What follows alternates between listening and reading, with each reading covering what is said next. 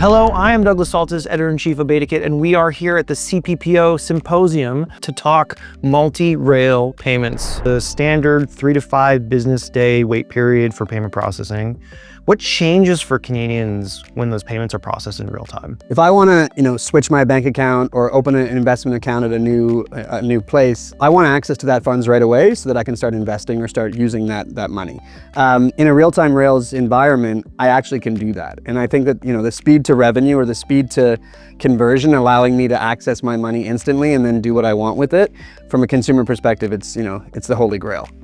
From a business perspective, you can think a lot about it from maybe an accounts receivable perspective. So if you're a B2B business, you're not waiting 3 to 5 days to get those funds once you've sent that invoice. And so we think a lot about, business terms are net 30 or net 60-day payments. Well, they're actually more if you're then paying, 3 to 5 business days for settlement. So I think from a business perspective, knowing when that cash flow is coming in can then allow your finance team to really, be in a better position financially. That's literally the liquidity that's fueling your business, basically. Correct. And a lot of the time, there's a lot of lenders out there that'll lend against what your cash flow coming in is, because you actually can't get it fast enough. And so I think this really solves for that problem. Veronix ran a study last year. 24% of Canadians opened a new bank account, the most ever in their 20-year history of running this study. What that tells us is that there's breeding competition in the Canadian marketplace, which is great because, like I said earlier, traditionally we have our big 6 banks. Now we have, dozens of challenger banks that are really challenging that status quo.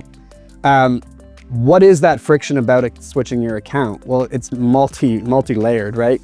Connecting to a new account, porting all of your bill payees, your Interact e-transfers.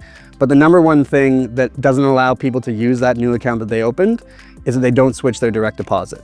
And so when I look at account switching, there's 2 things that you really need. You need connectivity for read access and connectivity for write access. Read access is to read your previous account. So you're pulling, like I said, bill payees, Interact e-transfer contacts, etc.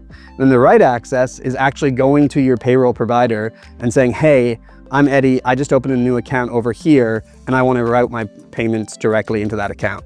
Once that's done, you are 10 times more likely to use that account as your everyday bank account.